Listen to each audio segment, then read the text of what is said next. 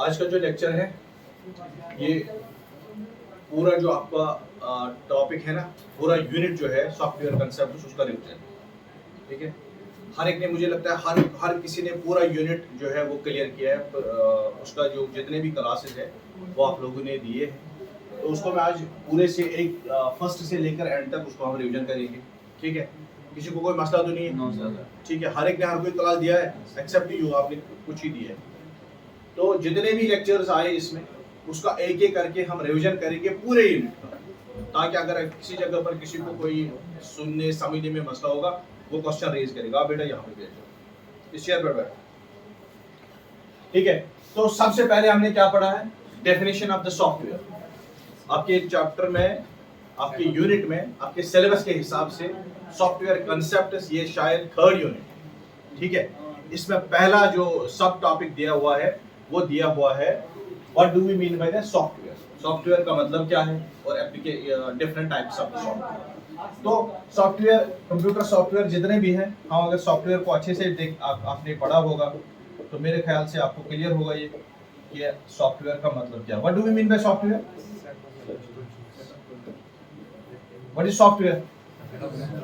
Setup and definition बता दो मुझे सॉफ्टवेयर की। What do we mean by the software?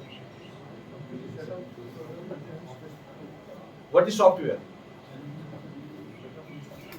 मैंने पढ़ा है, क्या हो गया आपको? What is software? It is setup, setup what?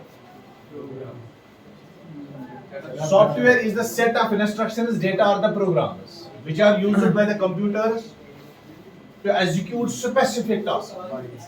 ठीक है? What is software now? It is the set of instructions or set of the programs which are used by the computers for what purpose? किस मकसद के लिए computer software को use करता है? To execute specific tasks, किसी काम, खास काम को करने के लिए आप जो प्रोग्राम लिखते हो, ठीक है, चाहे एक ही प्रोग्राम होगा, सेटअप प्रोग्राम हो सकता है, डिपेंड करता है आपके कौन सा टास्क होगी जिसके हिसाब से एग्जीक्यूट होगा। तो उसी के बुनियाद पे सेट ऑफ प्रोग्राम्स है which are used by what. ये कौन यूज कर रहा है? Which are used by the computer.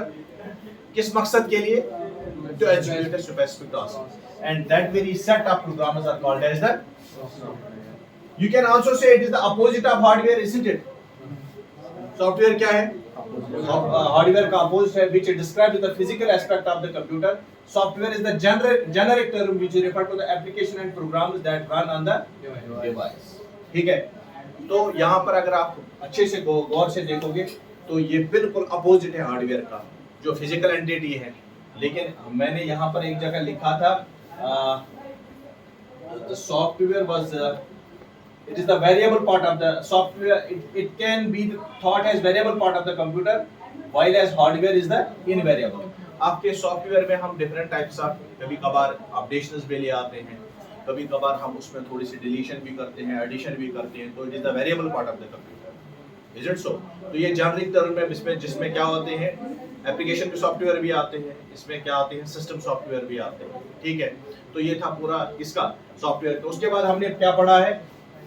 उसके बाद हमने पढ़ा है सिस्टम सॉफ्टवेयर। हमने सॉफ्टवेयर को दो ब्रॉड कैटेगरीज को मैं डिवाइड किया है।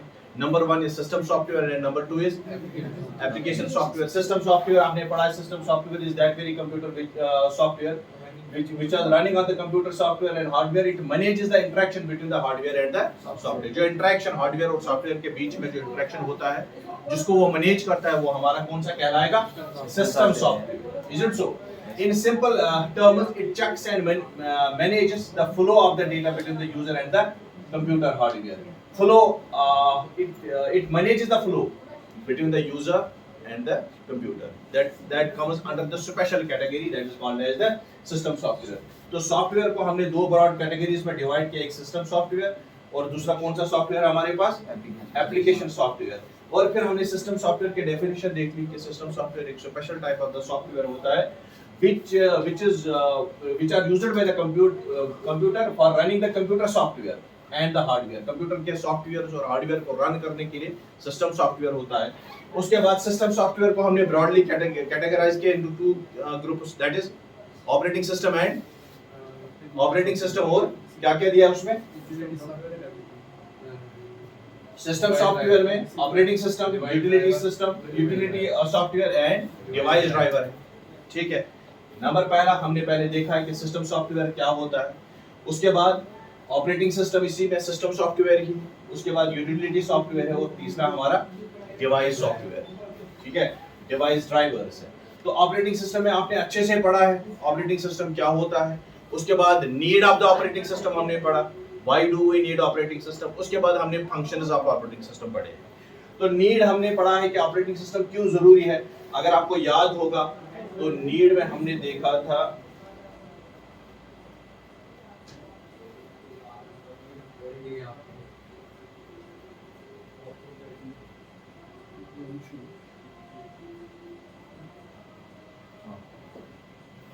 Need of the operating system क्यों जरूरत पड़ता है हमें ऑपरेटिंग सिस्टम को, क्योंकि booting it acts as interface between the user and the computer. ठीक है, नंबर 2 हमने बूटिंग के लिए ये जो ऑपरेटिंग सिस्टम होता है। Number 3 managing the input output devices, जो हमारे इनपुट डिवाइसेस है आउटपुट डिवाइस को मैनेज किया जाता है ऑपरेटिंग सिस्टम के साथ जरिए। उसके बाद हमने मल्टीटास्किंग में हमारा ऑपरेटिंग सिस्टम हमें सपोर्ट करता है। It provides the platform for other applications, जो भी जितने भी एप्लीकेशंस आपके पास होंगे उनके लिए प्रोवाइड करता है platform. It manages the memory, ये मैंने आपको पढ़ाया अच्छे से। ठीक है, उसके बाद हमने क्या पढ़ा है? इट एक्ट्स एज इंटरफेस, जो पहले भी आया है। ये एक इंटरफेस एक्ट करता है between the user as well as the computer hardware. ठीक है, और ये एक प्लेटफॉर्म दे रहा है हमें किस मकसद के लिए, जितने भी बाकी सॉफ्टवेयर है एप्लीकेशन सॉफ्टवेयर उनको रन करने के लिए हमारा जो प्लेटफॉर्म प्रोवाइड करता है वो कौन करता है? हमारा ऑपरेटिंग सिस्टम। ठीक है, तो यहाँ तक हमारा क्लियर हो गया है। उसके बाद हमने पढ़ा था इसमें ऑपरेटिंग सिस्टम में डिवाइस ड्राइवर्स।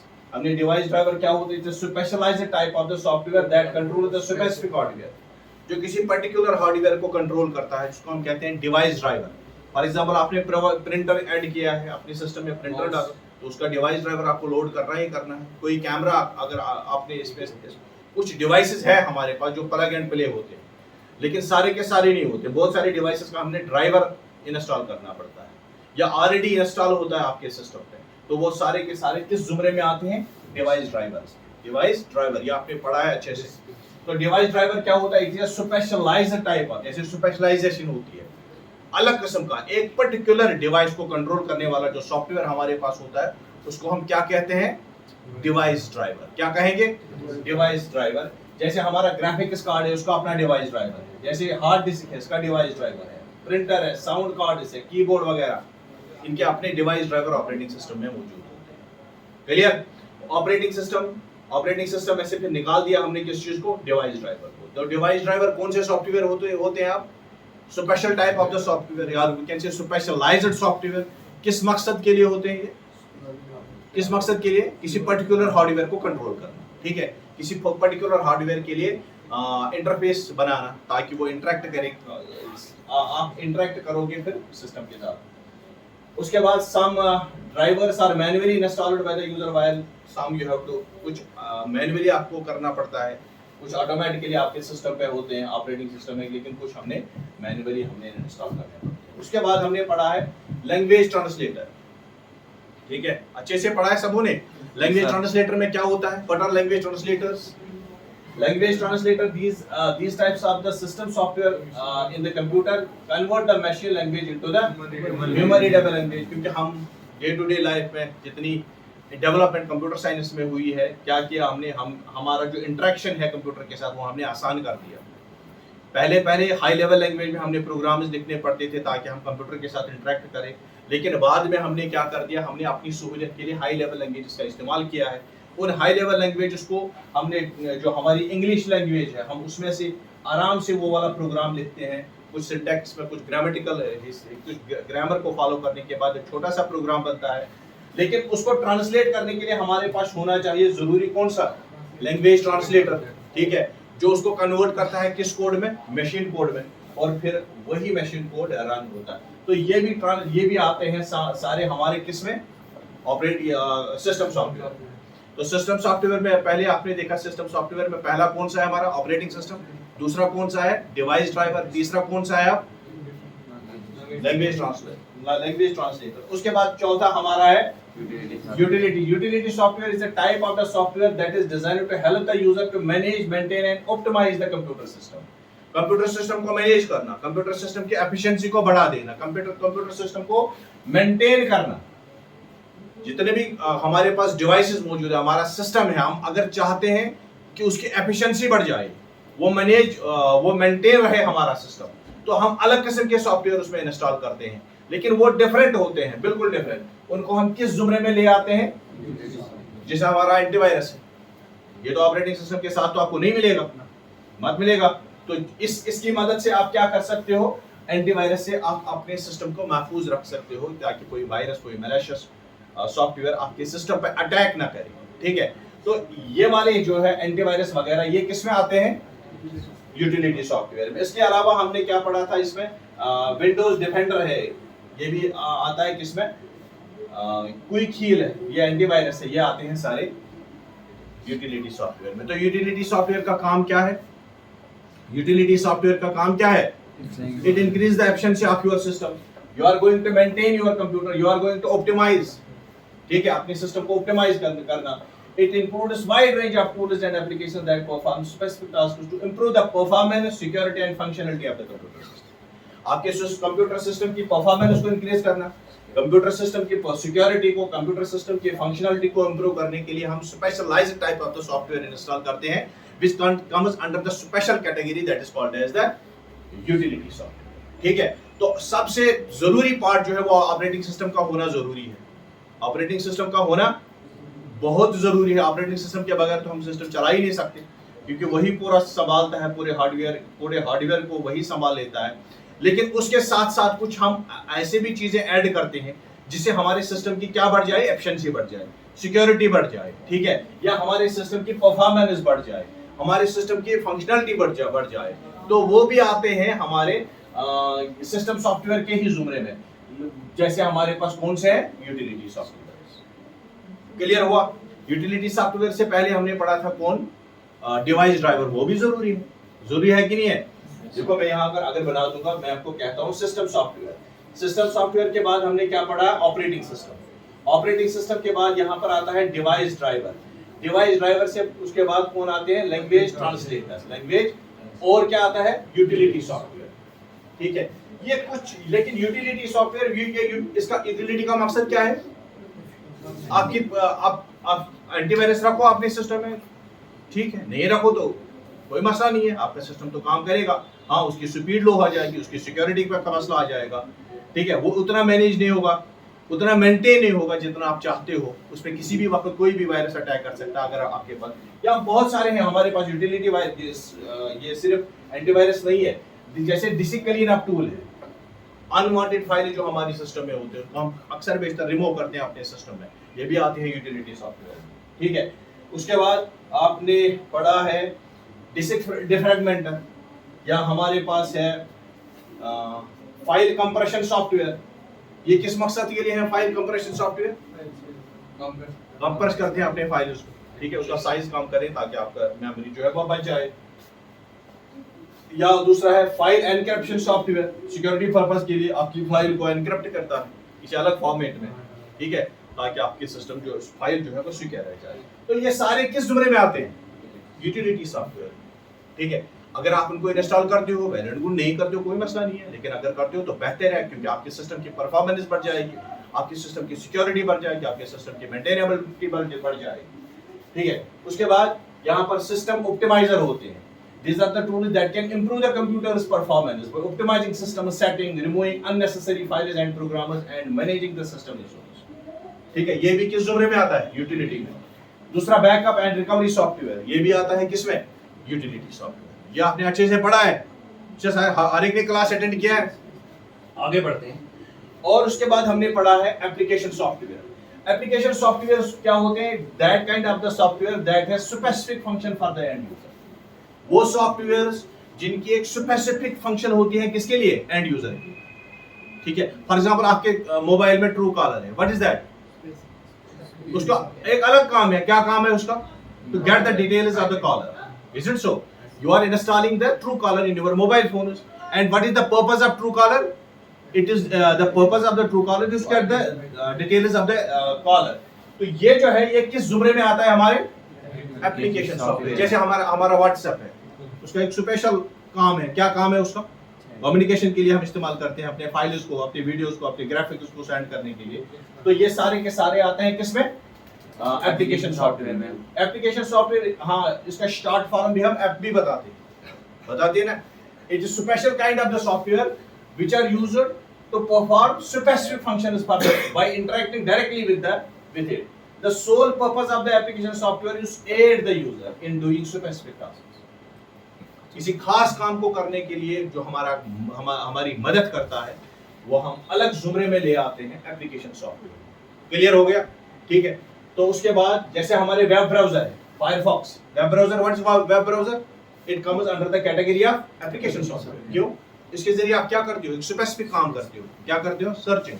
ठीक है। या उसके बाद गूगल क्रोम है, किस मकसद के लिए इस्तेमाल करते हो? ये सर्च इंजन है। उसके बाद as well as Microsoft Word and Excel are examples of form. Microsoft Word है, माइक्रोसॉफ्ट एक्सेल है जो एमएस ऑफिस में आते हैं। ये सारे के सारे किस जुमरे में आ जाएंगे? क्यों आ जाएंगे? क्योंकि ये स्पेसिफिक काम करते हैं। ठीक है। इसी पर्टिकुलर मकसद के लिए हमने इनको रखा।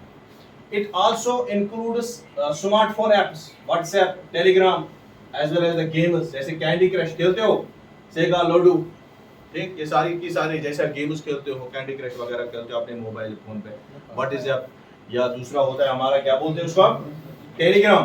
तो इसके जरिए हम एक दूसरे के साथ कम्युनिकेट करते हैं, कम्युनिकेशन करते हैं, फाइल सेंड करते हैं, वीडियो सेंड करते हैं। लेकिन हमने इनको अलग जुमरे में रखा है। कौन से? Application software.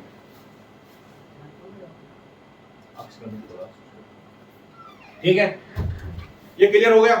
फिर से क्या हमने पढ़ा? सॉफ्टवेयर को दो कैटेगरीज में, system software and application software. System software में कौन कौन सा आ गया हमारा? ऑपरेटिंग सिस्टम आ गया, और क्या आ गया? और लैंग्वेज ट्रांसलेटर। ठीक है। उसके बाद हमने एप्लीकेशन सॉफ्टवेयर उसको देखा है। ठीक है। तो एप्लीकेशन सॉफ्टवेयर कौन कौन सा होता है, किस मकसद के लिए है, यहाँ तक क्लियर। ठीक है। आगे बढ़ते फिर हमने क्या पढ़ा। ये पूरे यूनिट की मैं अभी ले रहा हूँ दाद, पूरे यूनिट को मैं दिखा रहा हूँ। Need of the operating system, why operating system is needed. जैसे कि मैंने आपको पहले ही बताया, ऑपरेटिंग सिस्टम की जरूरत क्यों पड़ती है, ये आपने पढ़ा है। बूटिंग पर्पस के लिए ऑपरेटिंग सिस्टम जरूरी है। अगर ऑपरेटिंग सिस्टम नहीं होगा तो बूटिंग ही नहीं होगी। It manages the input output device, जो भी आपकी इनपुट आउटपुट डिवाइस उनको मैनेज करना। इट प्रोवाइड्स, और ये सबसे अहम फंक्शनलिटी है किसकी? Operating system. It provides N interface between the user and the computer. It provides the interface between the user and the computer hardware. Computer और user के लिए जो इंटरफेस दे रहा है वो ऑपरेटिंग सिस्टम का काम है। बूटिंग पर्पस के लिए हम इसको इस्तेमाल करते हैं। मैनेज करता है इनपुट और आउटपुट डिवाइसेस, ये आपने पढ़ा है। उसके बाद इसका और भी थोड़ा मल्टीटास्किंग है। अगर आपका computer at a time 2 3 4 task करते हैं, मल्टीटास्किंग या मल्टी प्रोग्रामिंग इसको हम कहते हैं, वो भी इसी जुमरे में। It provides platform for the other software applications. जो जितने भी बाकी एप्लीकेशन सॉफ्टवेयर है उनको रन करने के लिए जो प्रोवाइड होता है ना प्लेटफॉर्म, वो कौन प्रोवाइड करता है? वो कौन करता है? Operating system. ये नीड है इसकी। अगर आपके पास फॉर एग्जांपल व्हाट्सएप है, ये व्हाट्सएप चलाना है, कब चलाओगे? जब आपके पास एंड्रॉइड का कोई सॉफ्टवेयर होगा, वरना तो चलेगा ही नहीं। ठीक है। तो बाकी जितने भी एप्लीकेशन सॉफ्टवेयर है उनको रन करने के लिए जो हमें प्लेटफॉर्म प्रोवाइड करता है वो ऑपरेटिंग सिस्टम प्रोवाइड करता है। It manages the memory, isn't so? किसको मैनेज करता है? मेमोरी को मैनेज करता है, रैम को मैनेज करता है। उसके बाद ये प्रोसेस को मैनेज भी करता है। ठीक है। वो हम पढ़ेंगे भी फंक्शन, 2-4 फंक्शंस आपके इसमें दी हुई है। Memory management in operating system, clear? Memory management हमने पढ़ा, इसका अलग से एक लेक्चर दिया हमने। मेमोरी को कैसे ऑपरेटिंग सिस्टम मैनेज करता है, क्योंकि मेमोरी चूंकि बहुत कम होती है, 8 GB की 16 GB की रैम होती है, उसको मैनेज करना, उसमें बड़े बड़े प्रोग्राम उसको एट अ टाइम रन कराना। तो ये सारा काम जो है मैनेजमेंट ऑफ ऑपरेटिंग सिस्टम, ये कौन संभालता है? हमारा ऑपरेटिंग सिस्टम ही संभालता है। ठीक है। उसके बाद हमने और एक पढ़ा उसकी, why memory management is needed. उसके बाद role of management, memory management, और उसके बाद हमने क्या पढ़ा है? प्रोसेसर मैनेजमेंट, जिसको हम शेड्यूलिंग भी कहते हैं। एट ए टाइम एक ही प्रोसेसर अगर आपके पास या 2-4 टास्क एट ए टाइम कर लेगा, ठीक है, प्रोसेसर को मेंटेन करना, प्रोसेसर की जो मैनेजमेंट कर लेना, वो किसका काम है? वो किसका काम है? ऑपरेटिंग सिस्टम का काम। तो फंक्शंस में हमने कितनी functions? It allocates and deallocates processor to the processor. It keeps the record of the CPU status. कौन रखता है? Operating system. ऑपरेटिंग सिस्टम ही ऐसा सिस्टम है which allocates and deallocates the memory as well as the processor to the different kinds of the processors. And it also keeps the record of the CPU. It also keeps the record of processes. ठीक है, जैसे हमारे मैंने आपको कहा इसके पास PCB होता है, प्रोसेस कंट्रोल बोर्ड होता है, जिसमें स्टेटस होता है डिफरेंट काइंड्स ऑफ प्रोसेस। कौन प्रोसेस आइडल है, कितना टाइम लेगा, कितना टाइम बचा हुआ है, कब कौन सा रिसोर्स इसने यूज किया है। तो ये सारा पहला काम उसने क्या संभाला है? Memory management, memory. दूसरा काम हमने क्या किया है? प्रोसेसर को मैनेजमेंट करना। तीसरा काम क्या था इसका? तीसरा काम क्या है जो आपने पढ़ा है? डिवाइस को मैनेज करना। डिवाइस मैनेजमेंट है कि नहीं है? डिवाइस एंड लास्ट वन जो आपने पढ़ा है उसको हम क्या कहते हैं? File management. आपके पास डिफरेंट काइंड्स ऑफ डिवाइसेस है। रैम डिवाइस है, हार्ड डिस्क इसके पास डिवाइस है, प्रिंटर इसके पास डिवाइस है। किस प्रोसेस को कौन सा डिवाइस एलोकेट करना, कब डिएलोकेट करना, कितने समय के लिए देना, तो ये सारा हमारा ऑपरेटिंग सिस्टम संभालता है। यहाँ तक क्लियर? ठीक है। उसके बाद हमने क्या पढ़ा है? सीपीयू शेड्यूलिंग में डिवाइस मैनेजमेंट, जैसे मैंने भी कहा, ये हमने क्लियर किया है। फंक्शंस ऑफ डिवाइस मैनेजमेंट, ठीक है। तो file access, direct file management in operating system, ये आपने क्लियर किया है सारा। एडवांटेज ऑफ दिस बैकअप, ये क्लियर हुआ है हमारा पूरा सिस्टम, ठीक है।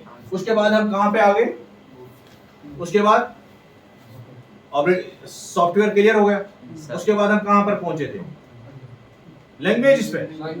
लैंग्वेज में क्या? कंसेप्ट ऑफ लैंग्वेज, ठीक है। कंसेप्ट ऑफ लैंग्वेज हमने फिर पढ़ा। कंसेप्ट ऑफ लैंग्वेज के लैंग्वेज का मकसद क्या है? What do we mean by the language. उसके बाद क्या पढ़ा? Types of language. कौन सा टाइप है लैंग्वेज का? High level language, low level language, ठीक है। पहला टाइप है हमारे पास व्हाट इज प्रोग्रामिंग लैंग्वेज। क्या होती है? प्रोग्राम, जो लैंग्वेज जानने वाला होगा उसको हम क्या कहते हैं? प्रोग्रामर कहते हैं। फिर हमने लैंग्वेज उसको डिफरेंट कैटेगराइज किया है। लो level language, high level language. Low level में मशीन लैंग्वेज और असेंबली लैंग्वेज आती है, और हाई लेवल लैंग्वेज में सी, सी प्लस प्लस, जावा, पाइथन, ये बहुत सारी लैंग्वेजेस, ठीक है। ये भी हमने पढ़ लिया है। उसके बाद लो लेवल लैंग्वेज क्या होती है? कौन सी होती है लो लेवल लैंग्वेज? मशीन लैंग्वेज, ठीक है। यानी वो वाली लैंग्वेज जहां पर हम अपने प्रोग्राम्स को 0 और 1 में लिखते हैं, ठीक है। बड़ी टफ लैंग्वेज है, लेकिन बाद में इस पर थोड़ी सी हमने क्या कर दी? थोड़ी सी आसानी कर दी। हमने कुछ निमोनिक्स का इस्तेमाल किया है, जैसे ऐड, सब्ट्रैक्ट। तो दूसरी काइंड ऑफ लैंग्वेज वजूद में आ गई, जिसको हम क्या बोलते हैं? मशीन लैंग्वेज यही है। कौन सी? बिल्कुल। उसके बाद दूसरी आ गई जो हमारी थी, वो है असेंबली लैंग्वेज। कौन सी आ गई? Assembly language. उसके बाद तीसरी है कौन सी? High level. उसके बाद हाई लेवल लैंग्वेज, जिसे हमारे हाई लेवल लैंग्वेज। अब यहाँ पर उसके बाद हमने क्या पढ़ा? Language translator. अब लैंग्वेज उसको, जो कि हमने हाई लेवल लैंग्वेज में प्रोग्राम लिखा है, उसको कन्वर्ट करना है किसमें? मशीन लैंग्वेज में, मशीन कोड में, जिसको हम कहते हैं, ठीक है, ऑब्जेक्ट कोड, ठीक है। सोर्स कोड को ऑब्जेक्ट कोड में ट्रांसफर करने के लिए हमारे पास कितने थे? कितने ट्रांसलेटर? कौन सा ट्रांसलेटर है? हाँ, क्या पढ़ा हमने? ये क्या है? ट्रांसलेटर है। उसके बाद दूसरा क्या आ गया? लैंग्वेज इंटरप्रेटर और कंपाइलर में क्या फर्क है? आपका कंपाइलर पूरे प्रोग्राम को रीड करता है, स्कैन करता है, ठीक है। उसके बाद आपके सामने एरर्स रखता है। उसके बाद जब एरर्स करेक्ट होने के बाद उसको एग्जीक्यूटेबल फाइल बनाते हैं। लेकिन इंटरप्रेटर में क्या होता है? Line by line, it executes the line by line, और अगर उस लाइन में कोई क्या होगा? एरर होगा तो वो सामने आ जाता है। मगर यहाँ पे क्या है? ज्यादा टाइम लगता है। कहाँ पे? कंपाइलर में थोड़ा सा टाइम लगता है यहाँ पर, कंपाइलर में। अच्छा, उसके बाद लास्ट में हमने क्या पढ़ा?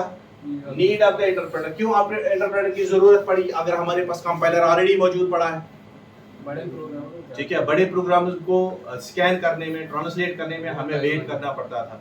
जब तक कि वो ट्रांसलेट ना हो तब तक हमने वेट कर, क्योंकि कंपाइलर था ही ऐसा, वो पूरे के पूरे प्रोग्राम को पहले स्कैन करके आपके पास उसके बाद उसके एग्जीक्यूटेबल फाइल बना देता है। तो लास्ट में हमने देखा इसकी डिफरेंस वगैरह, तो यहाँ यही था आपका पूरा पूरा चैप्टर, पूरा यूनिट। और कुछ इसमें रहा और कुछ है? तो सबसे पहले क्या है?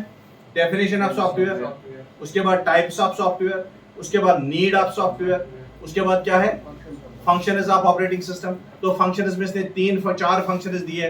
Number 1 is processor management, process management, number 2 is device management और file management and memory management, ठीक है। उसके बाद हमने लैंग्वेज ट्रांसलेटर पढ़े हैं, what do we mean by the language translator, sorry languages पढ़े हैं, कांसेप्ट ऑफ लैंग्वेजेस, जिसमें हमने low level language, high level language, ठीक है, और असेंबली लैंग्वेज पढ़ा। और उसके बाद हमने लैंग्वेज ट्रांसलेटर को पढ़ना था, जिसमें 3 है हमारे पास, कंपाइलर, इंटरप्रेटर और असेंबलर, ठीक है। क्लियर हो गया? किसी को किसी जगह ऊपर पूछना तो नहीं है? ये पूरा यूनिट है आपका, यूनिट नंबर 3 सॉफ्टवेयर कंसेप्ट। इसके बाद मुझे नहीं लगता कि आपको किसी जगह पर कोई मसला होगा। अगर किसी को कुछ पूछना है तो उनको अभी बता दो। मैं फिर से पूरे यूनिट को दिखा रहा हूं आपके सामने, एक आईना बंद करो या बरा। Number 1 is what do we mean by software. उसके बाद types of software, types of software. उसके बाद टाइप्स ऑफ सॉफ्टवेयर के बाद क्या हमने किया? Types of software. उसके बाद क्या आ गया? Functions of software. तो कौन कौन सी फंक्शन दी गई है? मेमोरी मैनेजमेंट और डिवाइस मैनेजमेंट, फाइल मैनेजमेंट और प्रोसेस मैनेजमेंट, ठीक है। उसके बाद हमने क्या पढ़ा? शाबाश, क्या पढ़ा आपने? उसके बाद need of the operating system, need of the operating system. उसके बाद concept of languages, concept of, उसके बाद लैंग्वेज ट्रांसलेटर। कितने लैंग्वेज ट्रांसलेटर? कौन सा? कितना पूरा यूनिट था आपका, मुझे नहीं लगा। अगर किसी को कुछ पूछना हो तो वो बता दे। पूछना है किसी को? किसी को पूछना है? चलो एमसीक्यू पे आ जाए। थोड़ा सा आपको मैं चेक करूंगा, आपकी लर्निंग लेवल को मैं थोड़ा सा चेक करूंगा।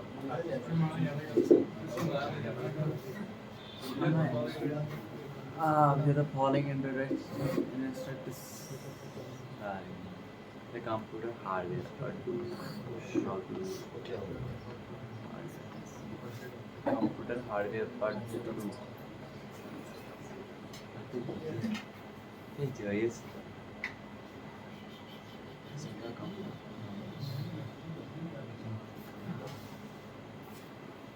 पहला एमसीक्यू क्या है? Which of the following instructs the computer hardware what to do and how to do it? यहाँ पर हमारे लिखिए hardware, operating system, software, device driver. कौन सा है? इन चारों में से which of the following instructs the computer hardware किस मकसद के लिए? what to do and how to do? Hardware, operating system, software की device driver. It is the operating system which instructs the computer how to do and what to do, ठीक है। दूसरा क्या है? as set of computer programs used on a computer to perform different tasks is called computer instruction processor software के hardware.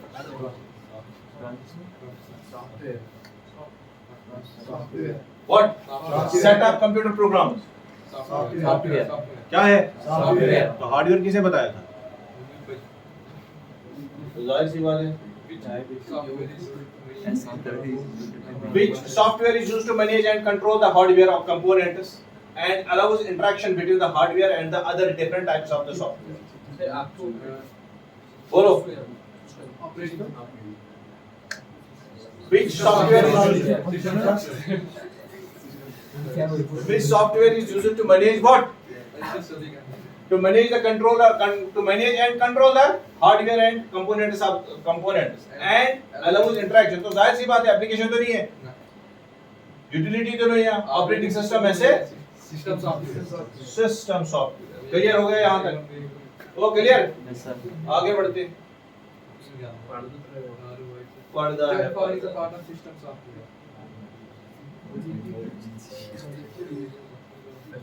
चलो क्या है अब? पढ़ो। Which of the following is the part of system software? Operating system, utility software, कौन सा है? Option D. कौन सा ऑप्शन है? ऑप्शन डी यूटिलिटी सॉफ्टवेयर तो utility software as well as operating system. ठीक है, उसके बाद और एक क्वेश्चन है, bug means bug mean bug means logical error in the computer program, syntax error, syntax runtime error. Syntax Syntax error, logical error or runtime error. What? Runtime error.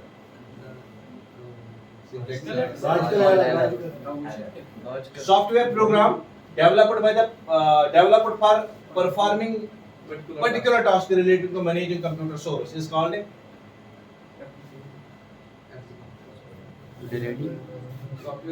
software programs which are developed for performing particular tasks related to managing computer resource. Utility software है, system software है, application software है. Utility software ठीक है, आगे बढ़िए. which Which of of the following the following is not a system software? Which of the following is not a kind of system software? BIOS software, Linux, Unix, Microsoft Windows, MS Word. कौन सा इसमें है? MS Word ये वाला जो है ना, ये क्या नहीं है? ये सिस्टम सॉफ्टवेयर ये सिस्टम सॉफ्टवेयर है. बाकी सारे के सारे हैं. BIOS means basic input output. choose the or अच्छा, उसके बाद choose the odd one. program Interpreter, program, compiler, interpreter, operating system and programmer. Programmer क्या है? ये odd one. ये उसके साथ तो मिलता, बाकी सारे के सारे क्या है? सॉफ्टवेयर है. तो ये क्या है हमारा?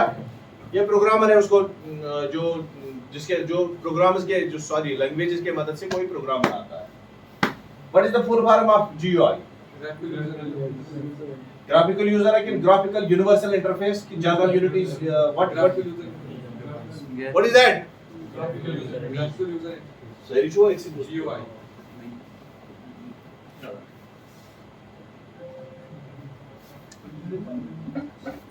which of the following is not application software आपको भी बात